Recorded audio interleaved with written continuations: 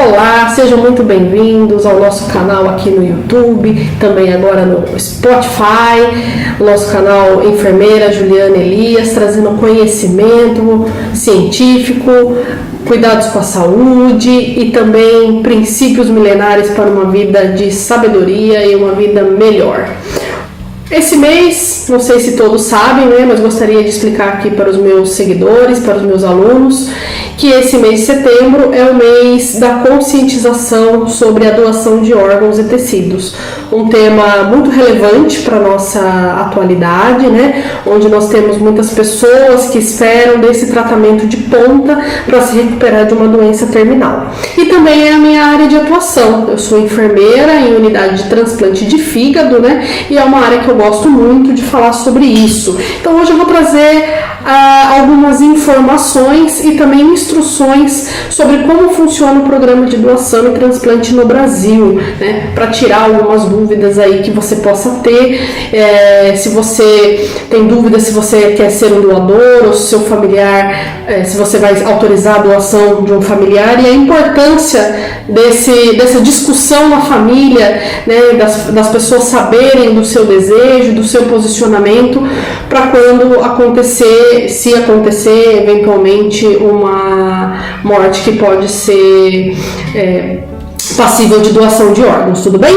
Então aqui no Brasil, né, a doação de órgãos, ela é, de acordo com a legislação, quem decide é o familiar, né, o familiar próximo. No caso de esposa, né, é o cônjuge. No caso do esposo é a esposa, né, que vai decidir quem se pode doar ou não. No caso dos solteiros são os pais, né, no caso de menor de idade também são os pais que decidem. Então não adianta, porque antigamente o pessoal falava, vou deixar uma declaração, vou colocar no meu RG que eu sou doador de órgãos, que eu tenho essa vontade de ser doador de órgãos. Porque pós-morte, né, após o óbito, o falecimento, quem decide sobre o corpo, sobre essa pessoa, é o seu familiar mais próximo. Então é importante o esclarecimento para as famílias, para essa tomada de decisão.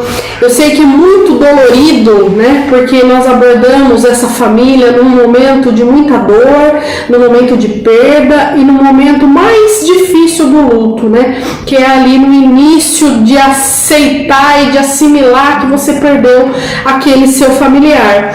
Mas embora isso seja muito difícil, se isso já é uma coisa esclarecida na família, que já foi abordada, já foi discutida, eu não gosto de falar sobre isso. Infelizmente, a morte é a única coisa certa que nós temos da vida, né? O dia, a hora e como, nós não sabemos, mas nós sabemos que nós não somos seres eternos. Nós somos seres humanos que temos um prazo, um tempo, e que a nossa vida um dia vai se findar. Então, se a gente não tiver mais esse misticismo de falar sobre esses temas com a família, a gente vai ter um avanço muito importante no que diz respeito à doação de órgãos. Porque quem vai definir isso é a família. E é muito difícil mesmo você abordar uma família que não tenha todo esse entendimento e ela está perdendo um familiar por uma morte, geralmente as mortes que são doáveis, né? O paciente que pode ser o que a gente chama de potencial doador, são as mortes encefálicas, ou seja, o cérebro parou de funcionar, já não existe mais atividade cerebral, a pessoa não tem vida, porém os outros órgãos continuam em atividade porque eles são órgãos considerados autônomos, né? E o coração bate, porém o cérebro já não tem mais função, ele já foi a óbito. E para a família muitas vezes entender essa morte também é complicado, e muitas vezes ela acontece de uma forma trágica e inesperada. É diferente de uma morte anunciada, uma pessoa que está num tratamento de doença avançada, como um câncer, né? Essas mortes geralmente são mortes trágicas, um acidente, uma pessoa jovem, ou até mesmo um aneurisma, ou um AVC hemorrágico, algo que vai fazer com que desestruture a estrutura cerebral a ponto do cérebro parar de funcionar. Então pega a família muitas vezes num momento desestabilizado e despreparado para falar sobre isso, mas a gente tem que discorrer sobre isso porque outras pessoas podem ser beneficiadas, né? E se a gente tem esse coração, o brasileiro é uma população que doa, que ajuda, mas ainda quando a gente fala de doação de órgãos, ainda a gente tem pouca aceitação, né? E aí a gente precisa estar, então, sempre falando sobre isso com a família. O Brasil é um dos países que possui o maior programa de doação e transplante totalmente financiado pelo SUS, né? Então, assim, tudo é garantido através dos nossos impostos, né?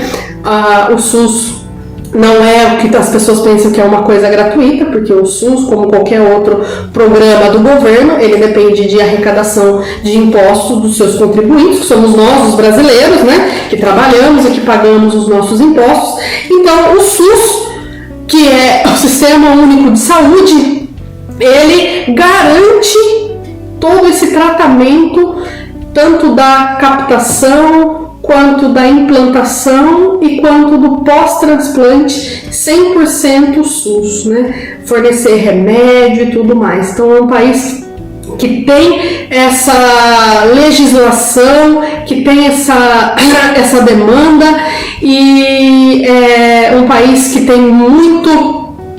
o seu programa é muito importante. 88% dos transplantes são totalmente financiados pelo SUS, né? Então o nosso maior volume é pelo SUS. Mas a gente tendo ainda grandes números de transplantes, grandes números de doadores, a gente ainda tem aí um alto índice de morte em lista de espera. Pacientes graves que não conseguem ainda chegar ao seu tratamento definitivo por conta da falta ainda de doação de órgãos. Então o nosso podcast de hoje é trabalhar essa conscientização mesmo sobre a doação de órgãos e que as pessoas tenham essa disponibilidade, essa humanidade de entender que apesar do sofrimento, apesar da dor, eu posso ajudar outras pessoas, né? A gente tem ainda muitas recusas de órgãos, né? Segundo a ABTO, que é a Associação Brasileira de Transplante de Órgãos e Tecidos, que é a maior associação aí, onde ela faz todos os nossos rastreios e tem todas as estatísticas de todas as unidades transplantadoras do país. No último levantamento de 2021, ainda a gente tem 43% de recusa na doação de órgão. Então isso é uma coisa bem complicada ainda, ou seja, quase 50%, 43% das famílias ainda não tem essa percepção da importância e não tem esse esclarecimento. Eu acredito que as famílias elas estão pouco esclarecidas sobre a doação de órgão, que é o que mais dificulta o nosso trabalho aí de poder estar salvando uma pessoa que está em lista de transplante por uma doença terminal de determinado órgão, tá? A gente também tem algumas dificuldades em relação à doação que não estão só ligadas à recusa familiar, ao próprio doador, mas hoje o nosso perfil de doador também mudou muito, né? Eu sou enfermeira de unidade de transplante, já trabalho com transplante há 8 anos e tenho percebido nesses últimos 4 anos que, principalmente nesses últimos anos pós-pandemia também, o nosso perfil de doador mudou. A gente tinha um perfil de doador jovem, rígido, né, que é sadio, e o nosso perfil de doador mudou para um perfil mais velho, né, decorrente de um AVC hemorrágico, um aneurisma, e que já tem as suas comorbidades, as suas doenças pré-existentes. E isso também tem dificultado o transplante de órgãos, né? Porque não é porque a família aceitou a doação que necessariamente os órgãos possam ser utilizados. Existe uma equipe de captação de órgãos, que é a equipe que vai fazer a retirada desses órgãos, e no momento dessa retirada, essa equipe, que é a equipe de cirurgiões especialistas, né? E essa equipe vai estar avaliando se esse órgão é passível para ser implantado em outra pessoa.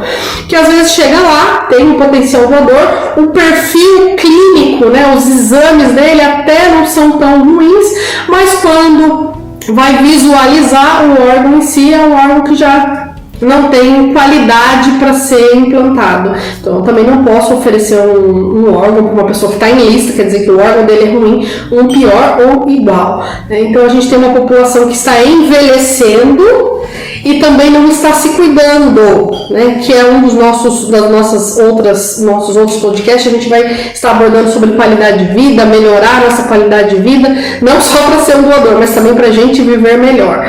Então é importante isso também. A gente tem aumentado muito aí falando do órgão que eu gosto, né? Do órgão que eu trabalho, que eu tenho maior conhecimento, que é o fígado. As pessoas têm aumentado aí por conta de tanto de consumo de álcool ou dos fast food, das comidas. A gente já tem aí um grande número da população que tem uma esteato, hepatite, uma gordura no fígado ou uma cirrose grau leve, que quando a gente vai fazer a avaliação, quando a equipe de captação vai fazer a avaliação, é um órgão que não pode ser implantado em outra pessoa e tem que ser descartado. Então, isso também acontece, né? A gente tem a recusa das famílias, 43% de recusa familiar, e a gente tem também a questão do órgão ser descartado. Outra questão é o paciente que não tem condições clínicas para transplante, porque a gente trabalha com uma população aqui no Brasil, principalmente nos serviços públicos, no serviço SUS e nos serviços universitários, ao qual eu participo. São pessoas que têm já uma saúde muito debilitada, têm uma condição financeira pior, né, também, e tudo isso leva ele a uma qualidade de vida também prejudicada, e essa qualidade de vida prejudicada vai impactar também ali no final, porque quando a gente faz essa avaliação, 15% desses pacientes que teriam diagnóstico para uma falência terminal de determinada doença e precisaria do transplante, 15% não tem indicação por alguma situação, seja ela clínica muito ruim ou seja ela social, né? O nosso programa de transplante no Brasil, ele é alencado não só a indicação cirúrgica, porque uma coisa é eu ter a indicação cirúrgica, outra coisa é eu ter condições, né? Se o paciente ter condições de receber um órgão de alguém e dar continuidade no tratamento. Então a gente trabalha com uma equipe multiprofissional. Então nós temos a avaliação do serviço social, que vai ver se essa pessoa tem um mínimo de moradia para poder garantir a sobrevida desse enxerto, né? Ela tem o que comer, ela tem onde morar, tem saneamento básico, tudo isso é importante para um serviço onde a gente vai desprender tanto a questão da doação quanto o investimento público também, nesse caso do transplante, que vai ter um investimento aí para que essa pessoa venha se tratar e venha se cuidar. Então ela tem que ter um mínimo de vida ali, de uma vida estruturada para poder garantir que ela vai conseguir o tratamento certo. Então algumas contraindicações também decorrem disso. Outros são as questões dos vínculos familiares, né? Tem pessoas que não têm um suporte, alguém que vai ajudar ela nesse programa de transplante. Não existe pessoa que vai participar do programa de transplante sozinha. Ela precisa de um apoio familiar. Não adianta contratar um cuidador, por mais que você tenha dinheiro, por mais que você tenha recursos, você precisa de uma pessoa de vínculo familiar que vai garantir que você vai continuar a dar essa assistência, vai continuar o tratamento, vai fazer as coisas adequadas. Claro que nem sempre é 100% certo que vai ficar tudo bem, né? Mas se a pessoa não tem ninguém, já é um risco anunciado ali. A gente vai correr o risco de dar o órgão, que é tão difícil a gente conseguir essa doação, para uma pessoa que não consegue a adesão ao tratamento, pessoa que não tem ninguém, pessoa que não tem nem onde morar, é muito complicado. Então o programa de transplante, ele engloba várias coisas: a indicação cirúrgica, o paciente ter uma clínica favorável para operar, porque ele vai passar por uma cirurgia de grande porte. Claro, no caso de uma situação gravíssima, fulminante, a gente vai avaliar risco e benefício, né? Por exemplo, no caso dos pacientes que eu trabalho, né, que é o fígado, uma hepatite fulminante, muitas vezes a gente não tem esse timer, esse tempo de avaliar se a pessoa vai ter condições ou se ela quer mesmo transplante, toda a parte do programa, porque ela chega fulminada e em 48 horas, se ela não conseguir um novo órgão, ela vai falecer. Então, é avaliado risco e benefício. Mas no programa normal, na evolução normal da doença, e a gente escrever nesse paciente lista, tem todos os parâmetros para a gente avaliar. Mas ainda a nossa falta de doação ainda é a questão da população leiga, né, e de não ter o esclarecimento sobre a morte encefálica, principalmente. O que eu vejo muito é as pessoas, elas não terem esse esclarecimento, não entenderem que a pessoa já faleceu, embora o coração está batendo, e aí muitas pessoas, por falta de conhecimento, por falta de entendimento, elas acreditam que a gente vai fazer a retirada de órgãos de um paciente vivo, que está sendo explorado, e aí tem pessoas que têm medo, se eu falar que eu vou doar, eles vão parar de investir, parar de tratar o meu filho, o meu familiar, para poder pegar os órgãos dele. Existem pessoas que têm esse pensamento, embora no Brasil, gente, é muito sério o trabalho de transplante. O trabalho de transplante, ele é auditado tanto pelo Ministério Público, tanto pelas próprias famílias. Todas as famílias, elas têm um número do registro desse potencial receptor para acompanhar o seu prontuário.